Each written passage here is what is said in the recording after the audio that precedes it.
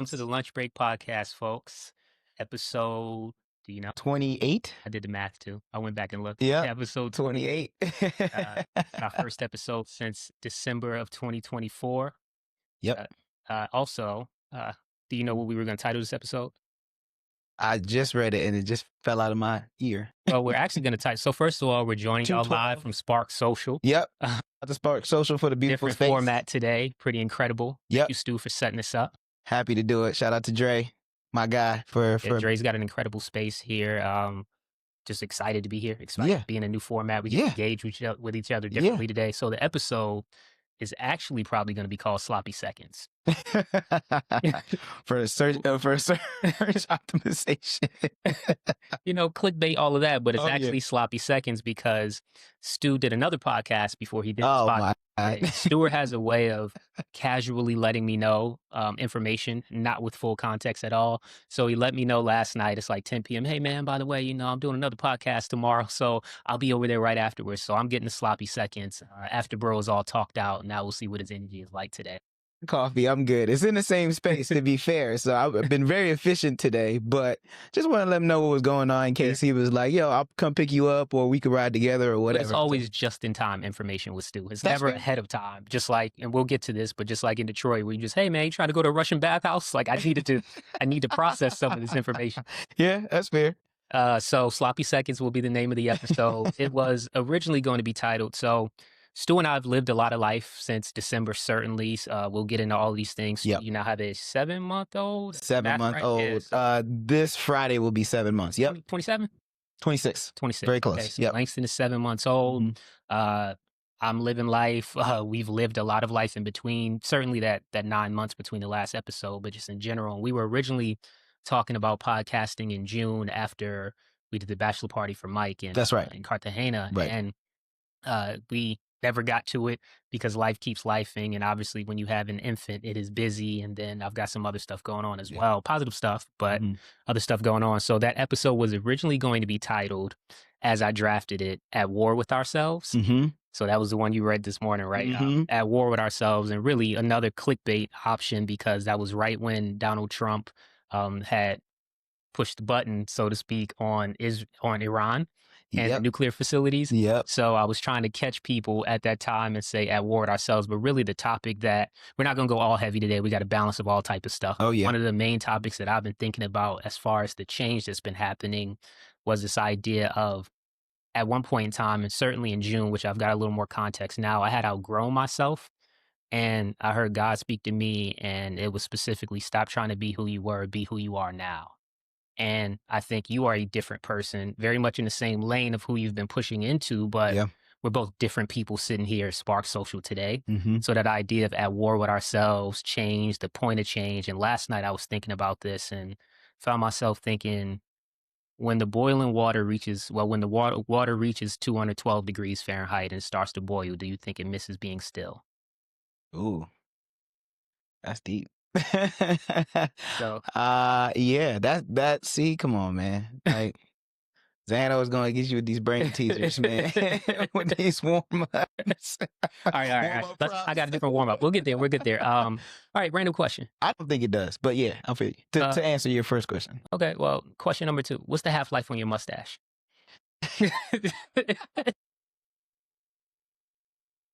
Want to see my question. Like, how many days do you have before your mustache overtakes your top lip? Man, maybe 4. Maybe. Yeah, I can't even get past 3. Because the corners are the ones that touch first. Yeah, I have a dog. Me and my dog are the same in that regard. Like, after she eats and she got to lick and push the stuff off of her mouth. It's the same thing. 3 days. I like this all day long. 3 days max, bro. Yeah, it's crazy. Like I had to, and I don't have a. But your hair grows at a ridiculous rate. I'm a wolf, sure, but I don't have a. I mean, at the bachelor party, you kept looking at me saying, "Yo, you have locks." And I was like, yeah. I mean, again, back to this change on top of change. I've changed my visual identity. So much of me has shifted in this time period. But mustache Black Jesus over here. Nah, man. That's too high praise. But I do have my daily bread in my top pocket. Yeah, see? There you go. Buy coffee and eggs to pick up a new, they do them in 3-month blocks, but they're not like in Gregorian calendar quarters, so it's like odd timing or whatever. Yeah. And we get a pack in Dallas with the Bible Bros, and we like go hand them out places and stuff, and people go nuts over it. They're like, I haven't seen that since I was a It's little been a kid. minute. Yeah. It's been a minute. I used to be my little devotional in the morning before I went to school. Yep. Yeah, I'm definitely still, and you gotta like when you carry it on your person, you have to be read in it that day because you Yeah. don't want anybody to be like, "Yo, what's What today's was it? science?" Yep. And you don't know, you didn't read it, and you're just carrying it around like for Yep. visual stimulation. Yeah, Yeah, but, that's inauthentic. You know what I'm saying? all right, man. So, all right, 3 days for me, 4 days for you on the Yes. mustache. Yeah. And I'm carrying around like my Andis clippers, like full long cord and all of that. Never leave home without. I got the wireless joint now. That makes sense, I but got I'm so old school. Yeah, I get it. And you know, like I mean, the I mustache still is have the part of joint. it. I still have the wired one. And I'm on week 2 going into week 3 of Of 3 work travel. back-to-back weeks That's of right. travel. So I'm That's like, right. I just need something to be able to get ready because this is all this executive interaction and stuff. I'm like, Yep. hey, I need to put on the face to meet the faces in the world. All right, question 2. Question 3. You're right, but random question 2. Yeah, random question. This is in a different series, so random question 2. All right, so if you and I were walking Langston, do you think people would think we were gay? Yo, you own one today. And we probably should tell the Brooklyn story. I got you there. That's where we go. All right, because we've never told that. We've never told that story. Okay, and Langston is Stewart's child, by the way. Little baby Stu. Well, I mean, it depends on what city we're in. In Atlanta, maybe. Okay. In Atlanta, maybe we both fly brothers. You know I saw these dudes walking a baby this morning and made me think about that as yeah. bring the, and you know, I was like, I wonder if people, and I'm not saying that I thought these two guys were gay because I recognize you and I could just be walking Langston. Now I'm staying in the neighborhood right now, and there's some stories around that I think will be funny to tell. But you want to talk about the story in Brooklyn? Yeah, I don't even remember what the time was, but a while ago. It was a minute ago. Still living in New York, still living in Brooklyn. Got invited to a barbecue. Zan was in town, so usually we're out all day on like a Saturday. And it's had to be at least like 10 years ago because it was while I was living in Philly. I lived in Philly from 2012 to 2016. Yeah, so it was in that time frame. We had a few of those like backyard barbecue, kicking it type joints. And we went to a friend's housewarming. Housewarming? It was a housewarming. That was a great housewarming. It was Meredith's housewarming. Shout out to Meredith. Brandon Best was the plug. Tennessee Club, exactly. Memphis gang. And we went to the cookout. We're hanging out. Brandon was actually cooking that day. And I drew him on the grill. Yeah, you did draw him. You did. Yep. He's kind of a cartoonist artist. And you know me, I'm a man of the people. I could talk to a wall, having a conversation with a lady. I think you whispered something in my ear. Am I telling this right? That's what messed us up to begin. Don't just say I was whispering stuff in your ear. Sweet nothing. Context is everything. Context matters. Let's be clear. So that woman was from Argentina. She was. Yep. It was one of those countries. No, it was Argentina. Australia, Argentina. Yeah, it was Argentina. Yep. Remember sharp. About Messi. So this is at a time when I used to smoke marijuana. Mm-hmm. I no longer smoke the devil's lettuce. This has been quite some time. We can talk about sobriety today at any point, but this is back in a time when I was doing that. And the whole point of me whispering to you was because I did not think everybody needed to know my business at that time. Got it. So, God. See how great of a friend I am. Don't do no crimes. I mean, but you would never find it in my system. It's been so long in my mind. But so I went to tell him, hey, I'm about to step outside just in case you were looking for me. But I did lean in to tell you so that everyone didn't hear. And this woman who I didn't know who she was or who she was. I had just met her 5 minutes before you walked over. I didn't know who she was. And I'm like, she doesn't need to know what I'm going to do. So I leaned in to tell you that I was going to smoke. Yeah. I come back in and Stu's laughing. Like, hey, man, you want to hear something funny? I'm like, what's going on? He's like, yo, she thought you were gay. I was like, what? What do you mean? As if we wasn't gay together. No, this is the kind of friend that Stu is, right? Like, so I'm like, what do you mean, man? And he was like, well, she thought you leaned in to kiss me when you whispered to me that you were about to go out and smoke. I was like, so that means she thought we were gay. Right. Like, you think I'm just unilaterally gay if you let me kiss you? Laughter ensued from there. And I think that, I mean, we might have laughed at that for like an hour. We're still laughing at it years later. Yeah. But it's the same, in my mind, it's of the same ilk of when we did, and R.I.P. and God bless the dead, when we did Dez's funeral. Yeah. And we were standing graveside and you were like, man, seeing his brothers and his best friends get up there and say all that stuff to him. He's like, I'm gonna feel real bad when I got to say that for you on mic. And I was like, what makes you assume that you're gonna outlive us? like my logic can't. Emotion aside, right? I'm logical to a fault. So it's like I can't let you just say this as if like you're gonna outlive us. Like, man, you know how much more you drink than I do. Like, let's just do that. That's fair. And you know, I don't want it. I want all of us to go at the same time. Yeah. Right? Well, I mean, not that we make any type of pact. In my mind, I think because my mind, I've experienced so much loss and I've done so many eulogies at this point that like, I don't know. In my mind, I'm just thinking I'm gonna have to do several others. So that's where my mind went. Not necessarily that I thought that I would be. I was in Peak Park running this morning. I just got my yearly physical the other day. Like I'm on it, man. Yep. Speaking of the physical, got the juice. Got the juice. It's a good smoothie, man. Wadada. Look We like can shout them out. It's like it is sour sop. There you go. It actually is. Yeah, sour sop. Got some maca added in there. You know, for the male virility. Yeah. What a yardie, this guy. So speaking of physicals, all of that stuff, and the need for male virility. So this is where we are right now. Almost touching 40. Yeah, I mean, I'll be there soon enough. Yeah, I turn sure. 38 in a few months.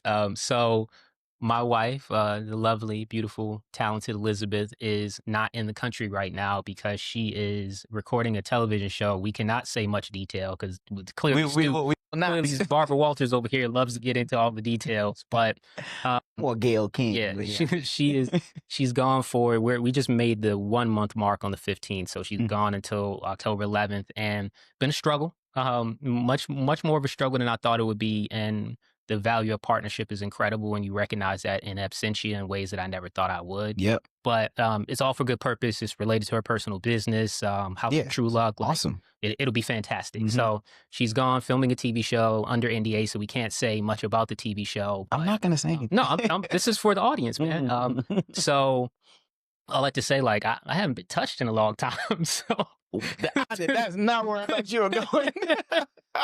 What? It's been some days. I mean, It's some weeks. It's needed. Yeah. You know, I'm trying not to OD on all these maca smoothies I'm drinking. It's like you're shaking up a bottle of soda with nowhere to go. So, so I went to get my yearly physical like 2 weeks ago since I've been traveling. So I got it right before I left, and everything is great. I'm super healthy. The doctor's always like, "Oh, you don't even have one cookie in that house. Now look at all these triglycerides looking good." Like she's really excited about my health, and I was kind of disappointed this time where like we just didn't do the full physical for some reason. Like usually you get the little check and cough, and I was like, oh, I was so looking forward to being in touch. She gave me she gave me the option this time. That is crazy. I haven't done a physical like that in a long time. Yeah. Well, I've never had a male doctor. Do you have a male doctor? No, come on now. Come on now. Well, so why not? Why don't you have a male doctor? I don't know. I don't know. I'm more comfortable being naked in front of a woman. I don't know. You're not naked for a long time at all. Yeah, like, no, I hear you. I've never been fully nude during my physical. If you have, we need to talk. Yeah, I've been nude under the gown, but not yes, the gown. Sure. Okay, all right. And then you like lift up your skirt like this, and then like you want to check, turn your head, cough. Yeah, but now, you know, most of it is like blood work. So yeah, so there was one time when I got that surgery on my neck many moons ago, and the lumpectomy. Damn, I forgot that you had that. It was a long time ago. Yeah. So when I got that surgery, I wore the gown in, and they were like, "All right, get on the table and disrobe," or something like that. But I just dropped my gown, and they were like, "Whoa!" Like all the certain full service. He was like, "No, like not yet. You get on the table, and we'll put the cloth." I was like, "Oh, okay." Anesthesia was already going on me and stuff, so I was like, let's go. Let's get to it. But yeah, so this time Dr. Brown, who I really love this woman. We've been with her for like 5 years, so she's incredible. Maybe 6. And she says, like, so anything I need to check, like, do I need to check for a hernia? And I've never been offered the option to like check my balls or not. Yeah. I was like, and I was honest, but I know if you had a hernia. Right. And I was like, no, I'm fine. But I was kind of like inside sad. Like, oh, this would have been the only intimacy I would have had this month. Where do we go from here? I don't know. I just know I ain't touching your head. You usually hug me too, man. What I was thinking about. Nah, it's all good. So that is hilarious. Speaking of intimacy, Yeah. Shout out to Michael Anthony Hayes and the new Mrs. Candace. I don't know Candace's middle name. I don't know. Candace Hayes. We just came back from Mike's wedding, and Yep. speaking of intimacy, was they are now a covenanted marriage between man and Shed a woman. few tears, you know what I'm saying? Yeah, man. And Stu, That's so beautiful. many of y'all know that Stu was the pastor at my wedding and my Zoom wedding. So it felt like a podcast wedding, actually. That's a good point. Yeah. So Mike's pastor, who was also their marriage counselor. Yes. And to be quite honest, I didn't know who that dude was all weekend until literally I didn't until we were in the venue and in the holding cell. Yeah. That was I had no clue who that dude was. He was with us at every club. Member. Yeah, he fit right in. Yeah, very cool dude. Strong in that word as well. So yeah, he was giving reflections on the couple as he was at the mic, and I don't know if it was before or after the vows were said, but gave reflections saying, "Yeah, Mike and Candace, I know a couple things about them, and these are the things that we've learned through through marriage counseling, et cetera, et cetera." He's like, and in addition to that, we've learned that both of them like to be fly and do fly things. So I'm trying to be present in the moment, but the whole time I'm sitting here thinking, like, my pastor never said that I was fly. And it's like, I didn't know that was the thing that you could do. Literally, hours after that was said, it's like, how come you never said that to me? And said it in common space. I sent it in the group chat. Like in the group chat. just want to reiterate. All I can say was my bad. I mean, we all know you fly, bro. So, well, thank you. Best man at the wedding. Yes. Best men at the wedding, which I think is it's always an honor to evolve with your brother, and in a very seminal moment of their life, you be included in that way to reflect on their growth and and just the evolution from, I mean, freshman year. Like we've known each other and been homies since we were 18 years old, which is just insane to think about. But there's so much beauty in that, to see my brother, all my brothers really, to lean into marriage and that selflessness that it takes to be a husband and do husbandry and the patience. Part of my speech, husbandry. Husbandry. And definitionally for the crowd out there, husbandry gets its origins in agriculture and farming. So to be a husband is to take care of livestock or farmland. So really that is tending to your soil when you become a husband, and your wife is that soil. So go ahead. Which is quite meta and really on the nose. But yeah, it's just great to see that evolution. I mean, you always want to see your friends, the people in your circle, grow and move in ways that are, becoming of who they are. And it's great to just see him get there. And that portion of it was beautiful. But it's like, it's always interesting when we have, because when I had my wedding, I couldn't really enjoy. It wasn't that long ago. It was a year and 3 months. So like we missed your anniversary, like all of this change. Yeah, that's you see, I'm trying to drive us back there. Yeah. So go ahead. Yeah, as yours, you weren't able to be immersed. I wasn't able to be immersed in it. We were an hour behind. I had to be somewhere. The stuff I had to say and all of the. And you mean your second wedding, not second in life, but second in that weekend. Yeah, right. Because I did a traditional American wedding, a traditional Ghanaian wedding.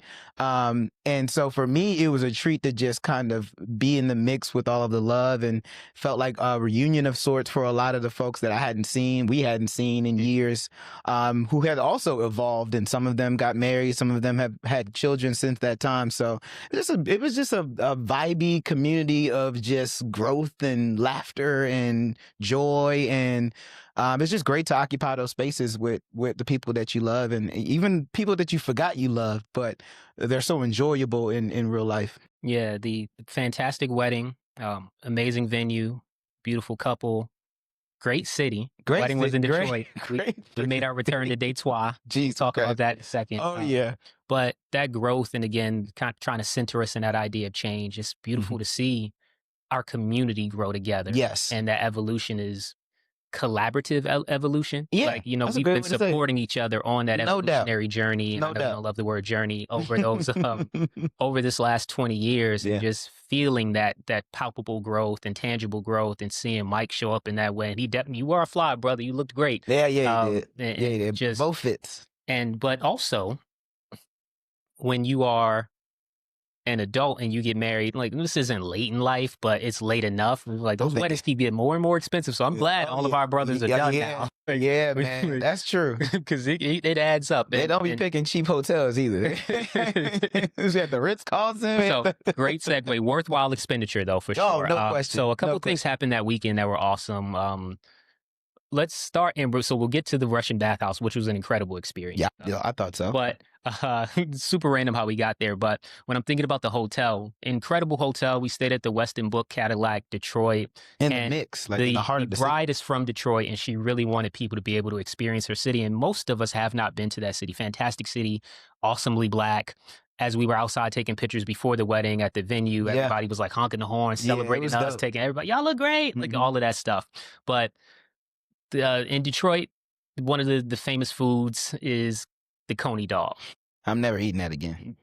I didn't eat it to begin with. Just to be clear, we are separate in that regard. I'm still trying to get it out of my like 1 o'clock in the morning when y'all were eating that. Like, it's not my type of comestible, which is not today's vocab word, by the way. But evidently you had some heat for us. I got someone to tuck. We're about to get there in a second. And we have some places that we go and hit in. So I'll bring the vocab in here. So we have some places that we go and hit in Detroit.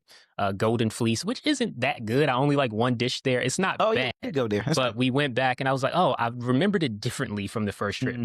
But that first time we went to Detroit, which was many years ago at this point. Yes. I was not sober at that time. Yes. So I enjoyed the food differently than I did at this time. Yeah. And but the one thing that I really loved from Golden Fleece, which is my lemon potatoes, I got my to-go box as we were leaving, trying to decide if we were going to this Russian bathhouse. And that lady walks up to us on the street and she asks us if we had, was it money at first or was it food? Did she ask for food directly? I think she did ask for food directly. Which is often rare, right? Like those who are unhoused or just transient in certain moments don't often ask for food. Yeah. And sometimes if you give them food, they might reject it, forcefully or passively. Yeah. So we did our eleemosynary duty. That's good. I learned that from grad school reading. Right, give us the definition. Eleemosynary, first of all, spelling ELEEMOSYNARY. Eleemosynary means charitable. Wow. Or of or relating to charity. So we did our... That's better than philanthropy. Yeah. I mean, if you just want to, I like eleemosynary. We did our eleemosynary duty. And it's really hard to, I thought it was elemosynary. So you broke that word down. I've been in my head all week. Eleemosynary. Yep. How now? So we did our duties and gave her that food. And it was like, man, I really wanted that. So that's like my Detroit fave, those lemon potatoes from Golden Fleece. Yeah. Other people's Detroit fave is, Detroit Detroit fave is the coney dog.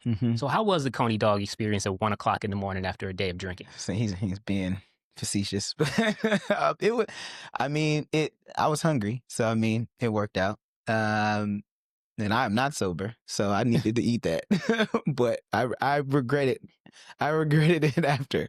So I'm good. I mean, it was fine. I mean, I'm from New York, so street meat by any name. Yeah. Although it was in a proper restaurant. Yeah. Proper being used loose. I wish it was halal, if I'm being honest. So I want to get back to you are not sober. We're about to get to your Chris Maltasanti intervention here in a second. But so we're in there like 6, 7 deep. Y'all eating conies. Yeah. I'm just taking footage of y'all eating these glizzies, going crazy on the glizzies, by the way. Going crazy. Some people are adding chopped ground beef to it. Like, it just looks like all of that is going to kill your stomach acid and healthy bacteria. Like, it's just not going to be great. Yeah. Thank God for the probiotics that I travel with always. But I'm thank God for the experience. I just went for the fellowship. I didn't go to eat it. But I love that when we left, we got a real Detroit experience afterwards.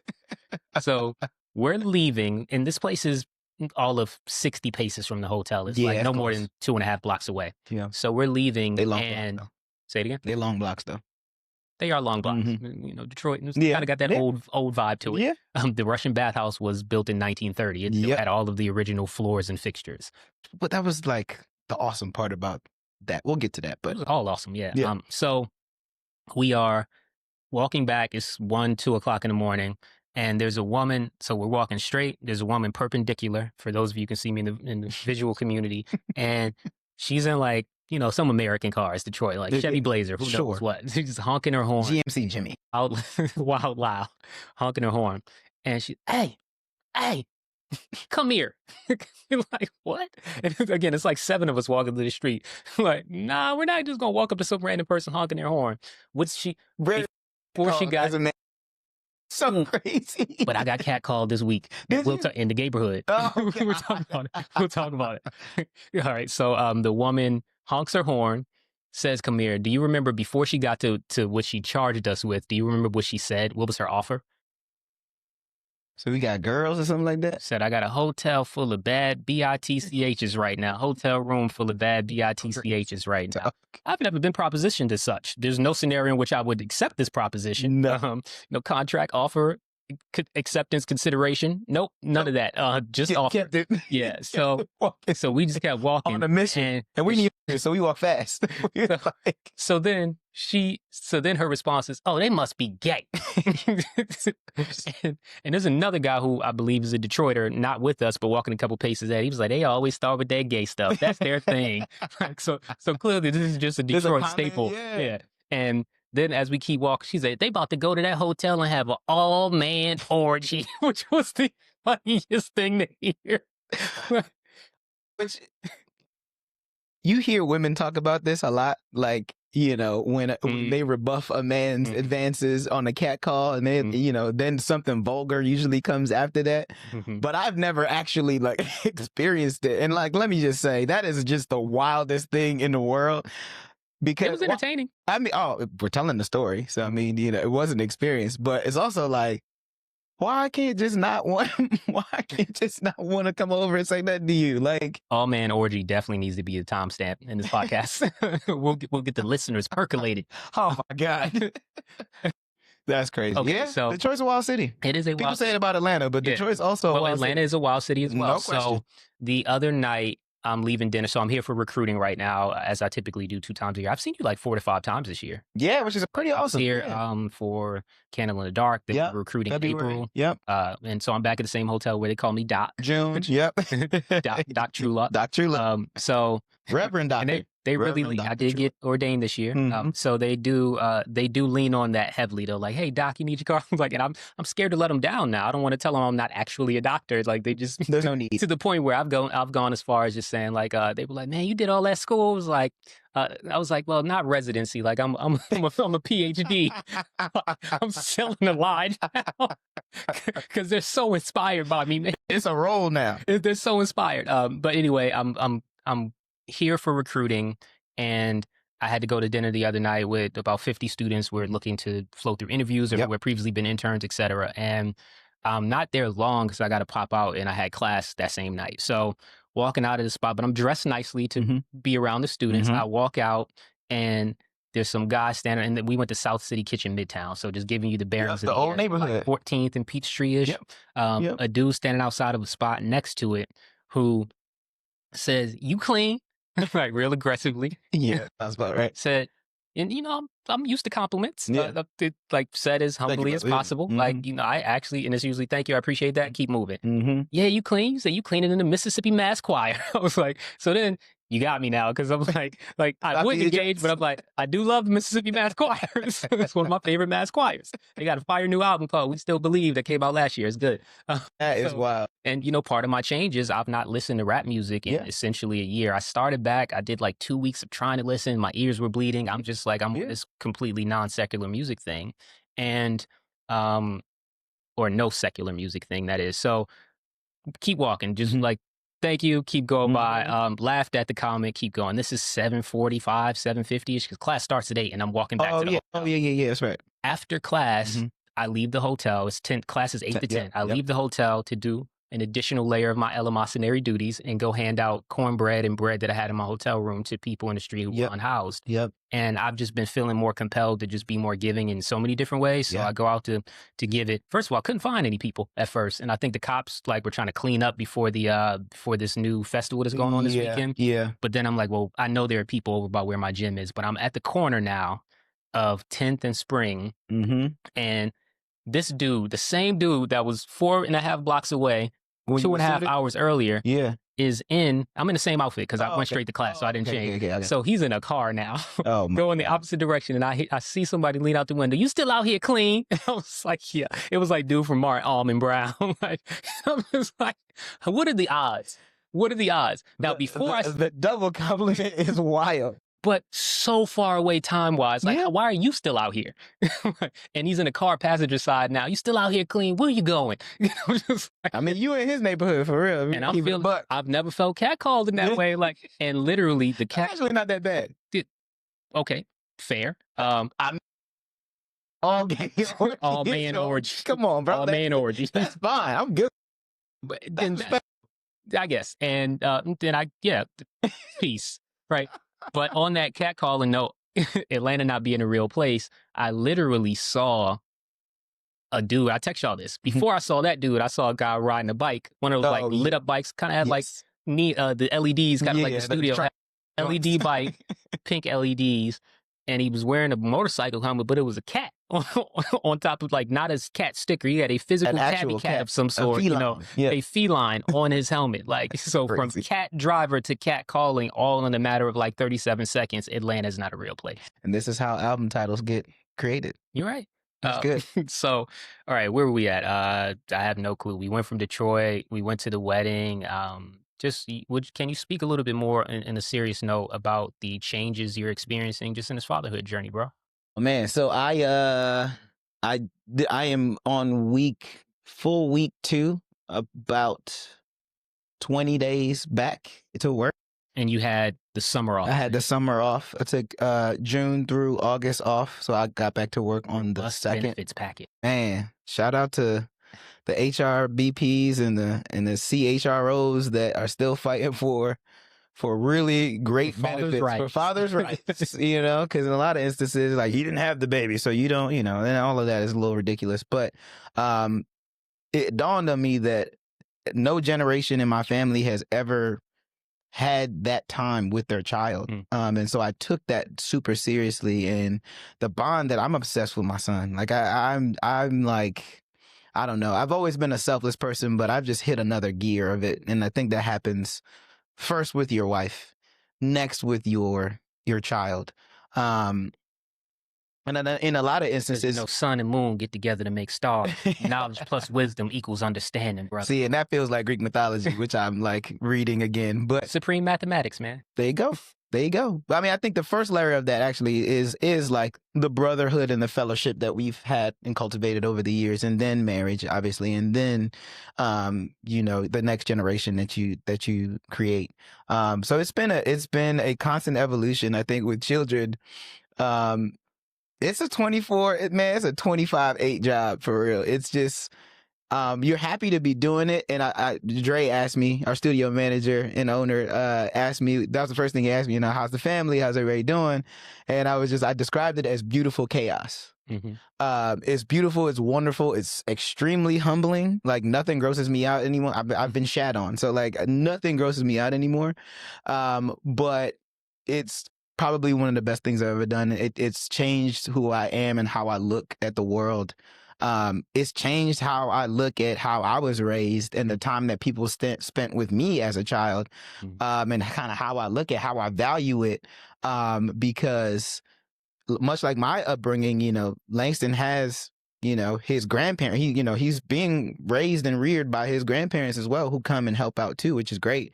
But I think that I've spent a lot of time thinking about what this time means to me, and that bonding has been so invaluable that I almost get emotional about the time we've been able to spend, and going on these walks and watching him develop, and all the little things that I've worked with people who've had kids and have been like, oh, look, he's rolling around now. You know what I'm saying? He's on his stomach now. He's things you can't attach to when you're not a parent. But like, okay. Yeah, exactly. And you're a little disengaged. You're like, I'm happy for you genuinely, but I don't know what that means. So I don't know that I could feel measure of milestones. Exactly. Yeah. And that part is really cool. And performance indicators, KPIs. That's good. That's good. We need trademark. It lives here. It's us now. But yeah, that part's been amazing. And I think a lot of just the it's just great for the community, the people that have been so happy for us. And some of the best compliments I've ever gotten in my entire life is you're gonna be the best dad. And I think that is both terrifying and beautiful at the same time, because it's a lot to live up to. But And the only real people that, I mean, yes, it's great to hear it in advance, but you want Langston and Audrey and your family saying that that's on the back end, no right? question. And thinking about they're the Raiders. Thinking about that time spent element. And we were talking earlier about the show, Your Friends and Neighbors. And one of the things that struck me about the show is what's dude's name? Coop? Is that the main character? Yep. John Hamm? So when John Hamm is riding to take his daughter to college to see Princeton, and he turns to her and she was like, "What do you know about love?" He was like, "I know so much about love to know what it's like for a child who you held their hand and babied them to look at you with such contempt that it makes you want to throw up." That was the bar of the season. It's resonating. It hit. Oh my God. I'm so happy you brought that up. That hit. I was like, damn. And when you spend this time now, I get why parents be spazzing on their kids. Like, yo, the sacrifice, the time, the love, I've seen your genuine heartbreak. Movement. Yeah, it's genuine heartbreak. And like in that scene, you're going to my alma mater, you know what I'm saying? Which could easily be Langston and Morehouse in, 18 years. Like I felt that. That was a very poignant part of that season. And I think that goes twofold. I have so much empathy for my parents now being a parent. Yeah. That's the cycle. That's the circle of life. No question. I believe that's how it's supposed to go. But like, and shout out to the single moms, bro. Like during that 3 months when I'm with them all day long, I'm like, yo, how do people do this? 2 jobs and a boss that's on your head. I mean, I'm struggling being a single dog dad right now. And I'm not even kidding. Man, look, come back home, Liz. We miss you. Please. School, work, dogging. Don't feed myself. You got a lot on your plate. I've heard people give this example of when you have a newborn, you can't shower, eat, and do some third thing and sleep in a day. You can only do one of the 3 things. Yeah, right? no, that's like 2 of 3 at most. On a good day. Yeah. That's a fact. Like there are days where I only have enough time to brush my teeth and wash my I face. think right now is what you're trying to say. Oh no, today I got up early. I knew you should have took a shower before you got in that cold plunge in the bathhouse. I was there the night before, so I was good. Was weird. Oh yeah. So I you were in the hotel by yourself, and showered and all of that. But you genuinely have to create time for yourself. And I think especially when with postpartum and with all of that, you really have to stretch yourself to give your wife space to put herself back together again. But also to acknowledge that you're a mom and a wife. And so as a husband, you still need to be validating your wife in that space. And, it's an interesting transition to go from wife to mom. Yeah. And I think men have to continuously acknowledge the fact that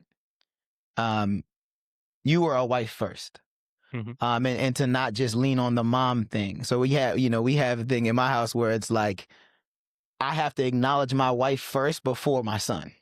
And that's something that we talked about and we both do because we saw ourselves just, oh, hi, like being excited and engaged to see the kid. And it's like, yo, I've been home all day. I ain't seen, where's my kid? Where's my love? You know what I mean? Yeah. So being very, deliberate and intentional about that, I think goes a long way and plays a part in not just focusing on the child, but making sure that y'all are good. The husbandry is being done.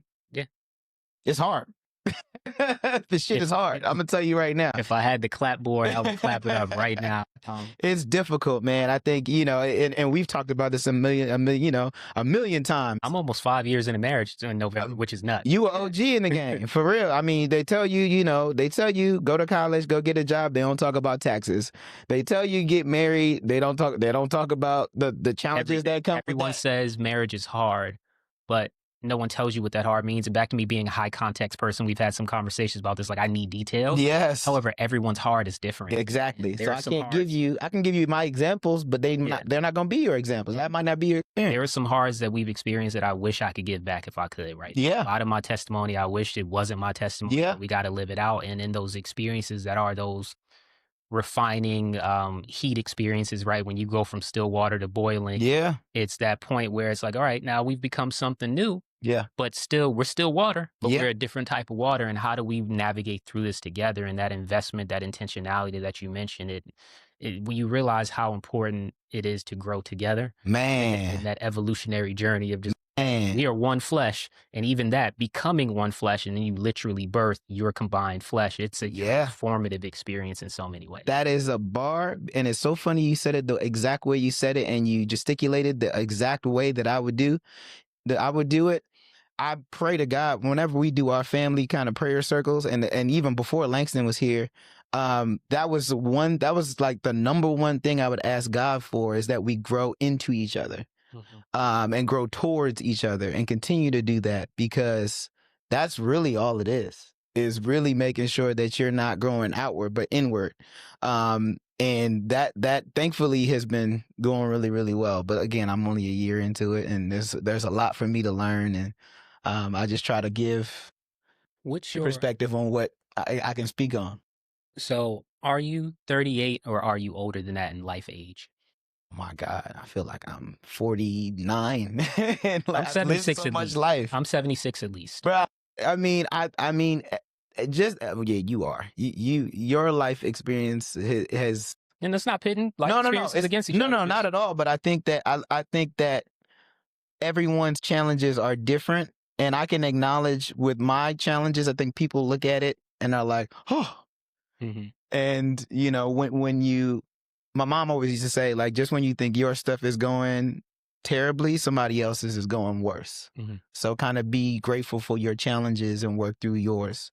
But I think that a lot of the experience that has been lived, even just in the last 7 months, I feel like have aged me in a crazy way.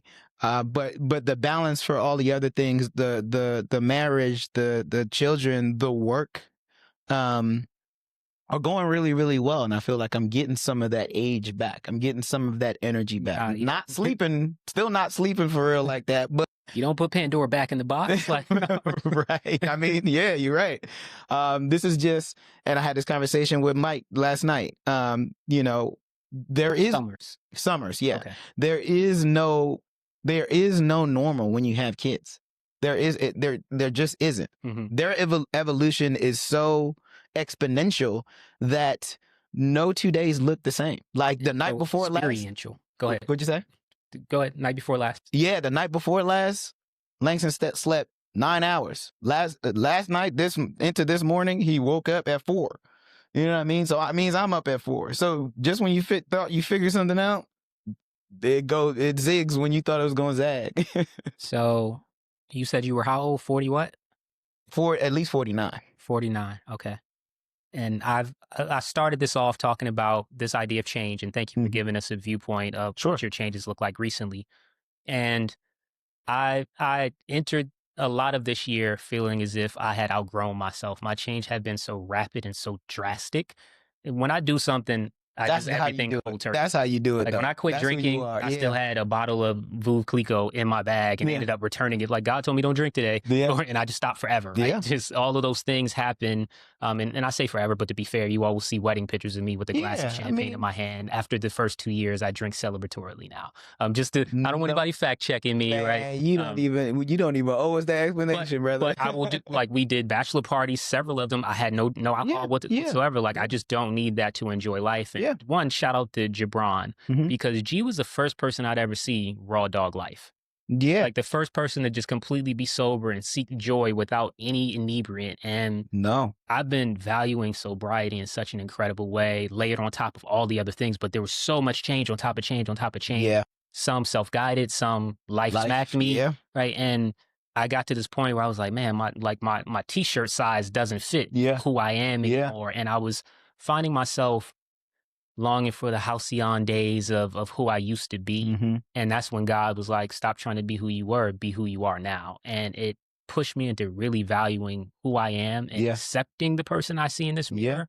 And I was having a conversation with a student at lunch the other day about, and I mentioned this before, how different life would be if we never saw our reflection in the mirror and all we saw was our hands and our feet and what we're doing Mm-hmm. and weren't aware of our reflection and then, how we present to other people and all. It's just like, what am I doing with my life? And the more I started just focusing on the present moment in the days, it just became so much easier to accept who I am presently. Yeah. And that change, it's like, I like who I am. And it was also, you mentioned the chaos element and Yeah.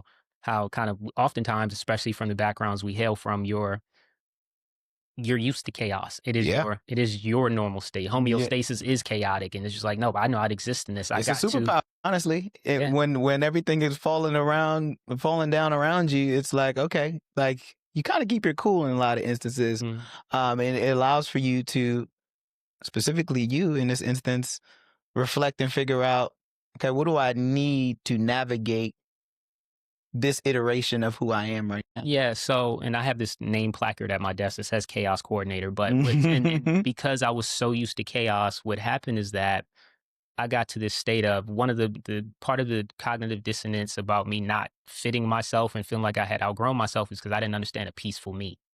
And Yeah, I that's major. and the word speaks about a peace that surpasses all understanding. Mm-hmm. And I have that peace and it was scary. And I was like, and that's why I'm like, I was fighting against like, what is, I don't know how to be peaceful. Like I'm Yeah, enjoying life and without adulterance and all of yeah, that stuff. Just like, and, I'm accepting, I interviewed for my dream job earlier yeah, this year and yeah, didn't get it. And it was like, okay, yeah, like, yeah.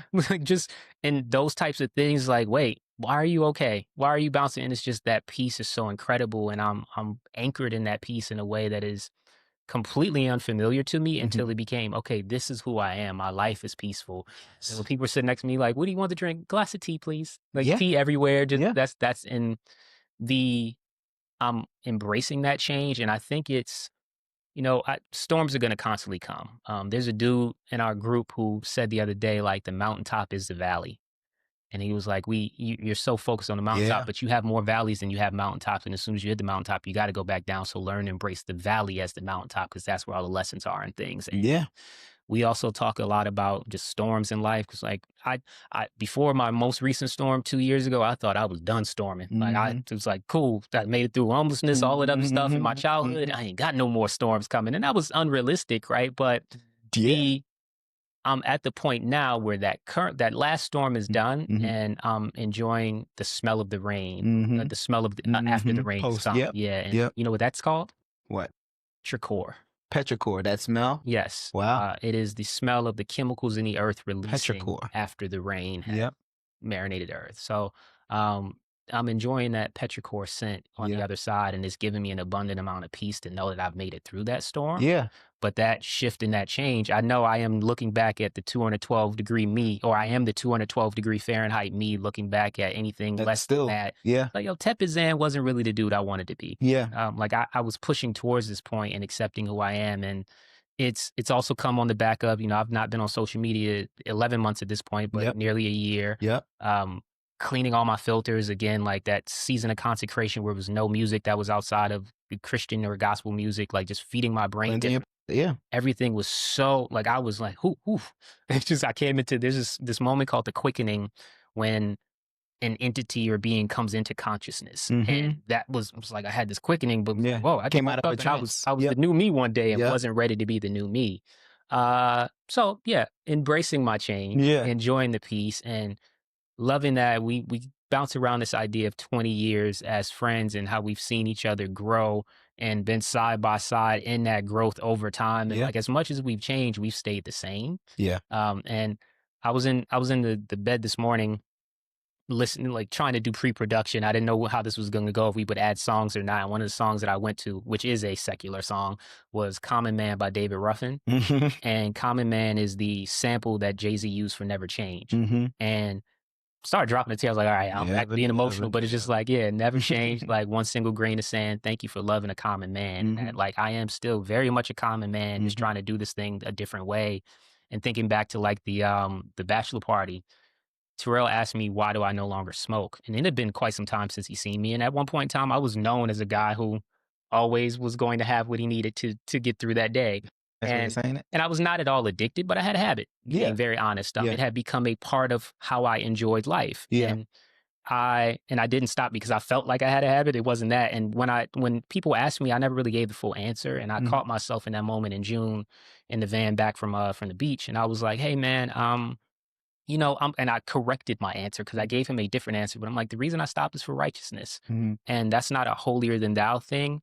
My rationale was I didn't think there was anything wrong with it, but if I was to ever be used by God in a public space, Mhm. I wanted me to not be besmirched, or for God's glory to be besmirched by somebody saying, "Well, but you smoke weed, blah blah blah." Mhm. And I don't necessarily think it's right for people to vilify folks in that way. True. And I recognize that it's a potential to happen. And in that moment, I was deciding to step into who I thought God was. And I don't know what I'm called to still yet. Yeah. But that was the most grown up decision in the change state Zan. And now I'm looking at myself. It's like when you lock in your hair, bro, it's like, man, I'm ugly right now. Like it is a complete, nobody talks about that, right? They say the ugly phase. Go ahead. You stepped into the transformation chamber, Bro. and came out a whole other person, man. And you say, I mean, it's interesting how you said it, though. I do want to shed light on, highlight that. At our core, we are the same. I think the peripheral things that can be altered, that should be altered going into the seasons of our lives, are changing because of where we are. Audrey says this all the time in her yoga classes. Be where your feet are. Consciously and just knowing where you are in the seas, like knowing where you are on your timeline, allows for you to know where you need to go, but being present in the moment and understanding, taking inventory of who you are in the moment, I think is something that we don't really do enough. And that, I think, has gotten me through a lot. And it sounds like that's what's gotten you through enough. I think anytime something crazy is happening in my life, I always say you survived 100% of your terrible days. Yep. And nothing in your history can show that you didn't. And even when it's difficult, even when it's hard, even when I'm frustrated, even when I'm angry, even like furious, that's the thing that brings me back. Man. I get furious. I get furious. I get upset. I mean, I get upset, but I'm at this dad. I get upset. I get upset. I have moments of rage, but it doesn't last long because I only give myself a certain amount of time to be really pissed off. And then it's like, okay, well, we got to go solve the thing. Like when I was pissed off the other day when that dude basically broke in my room. Man, talk about something folks. I need satisfaction. I was at the hotel. I have in my dossier at the hotel, do not enter my room. I couldn't think of a smaller word. Yeah, that's right. Do not enter my room at all, especially when I'm staying for a week. Like, I don't need to clean. I'm not in there. I do the same thing. Messing up my bed. Yeah. I'm just here. Yeah. So I don't need to clean. I don't need a bunch of towels. I can get them if I need to. And also I have the do not disturb sign on my door. I keep mine. So imagine my surprise when I'm sitting on the toilet, trying to make sure my posture's right so I can... Where I'm the most productive. Scrolling my phone, reading emails, and somebody's coming through my door with a key. You had a latch on? Never wiped so quick in my life. No, I didn't have the latch. That was the thing. Really? So imagine being there. Excuse me, on the toilet, you're mad vulnerable. Couldn't be no more vulnerable than that. Shout out to Redacted. But yeah, man, it just and I jump up. And again, I wiped, so I didn't just jump up and get the sticky cheeks. But this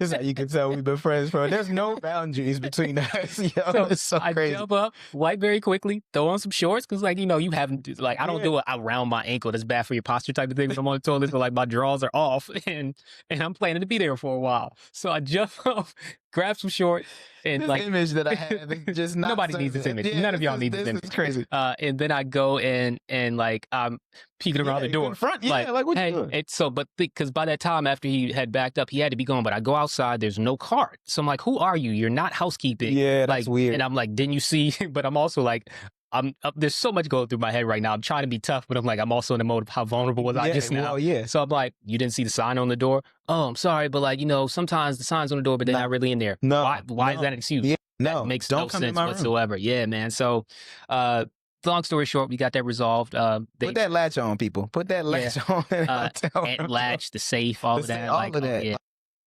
Oh, I've been latching ever since. I'm sure. And they're so apologetic there right now. Dr. Trueluck, we're so sorry. That should have never happened. That's right. I do X, Y, Z. I want a sweet and green M&M. Well, all those people with the oh yes, the don't have any room. festival. Yeah, sucks. All right, man. So 2 things in this last 5 or so minutes we have. All right, so bachelor party. You let loose as much as you love your little one. Oh, yeah. It felt like your first trip away from them. That was my second, but that was the longest I'd been away. Yeah. There were moments you like, man, I miss that little guy, but it was like in between shots, and like Stu was having a fun time. I had a good time. I was excited to see you guys, man. No, for sure, absolutely, and by fun. And there were like 14 of us in a 21-bedroom villa. Like it was super. Had our space. Everyone could do their time. I went and watched like soccer matches. It's always we watched the Chelsea match down there with Louise. Got to meet good people. Like it's always a good time when you get to combine networks, and especially at this point in your life, people's networks are really robust with great people. It's not like you're in your 20s and it's just all party. It's interesting because which I love. Yeah, no, like to your point, like it's great to see like your close friends' networks. And it's always great. I actually sent Mike a text after the wedding. I was like, yo, you got a good group of people in DC that you can really like share and do life link with them when I go tomorrow. Oh, yes, absolutely. I hope you do that. But yeah, it was a reminder that like this is the side of a person I've known 20 years that I'm not super privy to. But to be able to share space with those people, I mean, obviously, I'm not shocked that Mike has good people around him, but it was good to experience it. Yeah, and on that side that we're privy to, me and Mike had a conversation at the bachelor party. We recognize you were enjoying yourself. This is your intervention moment right here. That's right. Drink that water. This has happened over the years, but you get drunk sometime and you get the hiccups. And I was like, wait, Mike. You might have missed all the signs over these years. It's like, because every cartoon on television ever, when the person is drunk, they get the hiccups. With the bottle. Yeah, the bottle with the 3 X's on it, they get the hiccups. It's like, man, how did we miss these signs? Oh, my God. Like, do we need to intervene? But obviously, like, Stu is a fully operating global citizen and adult with a good family and all of that stuff. Well, that was also the last one. I don't know that I'm going to another bachelor party. Yeah. I mean... They've scared me, and bachelor parties at this age aren't nearly as wild as people would think they are. Like, I don't know that I've ever been a wild one at any fishing trips or golf trips. That's the next evolution of what this is going to be. I'm hoping for a golf trip. What scared me was the idea of just like, man, I know it's a lot of drinking at bachelor parties, and as a person who doesn't drink, I'm always like, these bills, the equal splits. It's just going to drive me crazy. So once you get beyond that. What'd you say? We need to segment that out. Yeah, I mean, but once you get beyond that, it's all good. But 2 things in closing. So one, I do want to ask that question I asked you the other day, another vocab word, that avuncular question about who's a better uncle, Uncle Junior or Uncle Junior. But I want to give 2 shout outs real quick because I realized you talked about Mike's friend group.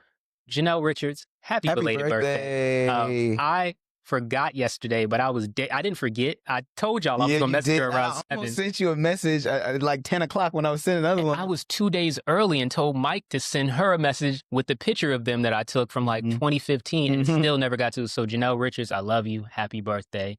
I apologize. That was good. And then happy early birthday to Herm. Herm's birthday is tomorrow. There you go. Okay. My brother Prince, same birthday as Janelle. Happy birthday to you. Happy 21st birthday to you. That's awesome. Yeah, it's big. And you got booted on your 21st. Yeah, I guess so. I hope so. Wish we could have saw you today, man. I was looking forward to seeing you, Prince. I know. Better, just closing random topic. We got a minute 45. Better Uncle Junior. Uncle Junior Soprano or Uncle Junior King from Jamie Foxx? This is the most Zan-Twan question of all time. I'm not changing my answer, man. I think it's Uncle Junior King, man. Why? And the reason why is, though he's very silly, he's also very supportive. He gave Jamie a job and a place to stay when he was coming to LA and all of that.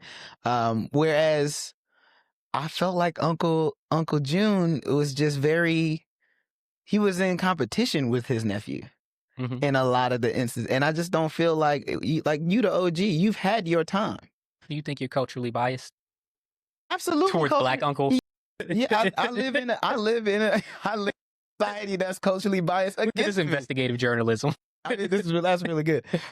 Yeah, no, absolutely. And I see more of my uncles in Uncle Junior than I do. I look at Uncle Junior like I would Uncle Ryan. So in my mind, yeah, no, that I relate more to that. It's different when you call him like Uncle Junior Soprano versus Yeah. Uncle Junior. Uncle Junior. Junior. Junior Sammy Davis Junior. I'm in agreement. I don't know why this is a terrible note to end on, but I really am in agreement. Junior King is one of the best television uncles that I've ever seen. Yeah, man. And I'm starting to reevaluate how good Jamie Foxx is compared to some of those other things we call classics. And this will lead us into a new podcast at another time. But it doesn't get its due. Jamie Foxx is hilarious. It's really good. It is. It's a good cast. Yeah, it's solid. It really is. Never change Jamie Foxx. That's the show, folks. Man, wrap it up, man. He had a life scare, health scare too, man. And God bless him. Yeah, wow. Thanks for ending on a somber. I mean, look, man. If I go before you, say nice things about. So 28, that's a wrap. Thank you for coming back to check us out. Still like, still subscribe.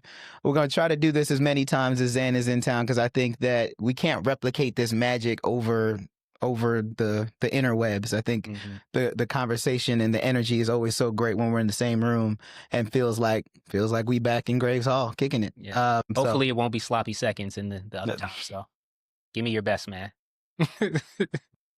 I promise you, he actually loves me. But thank you. We'll catch y'all on the next one. All right. Thanks. We good.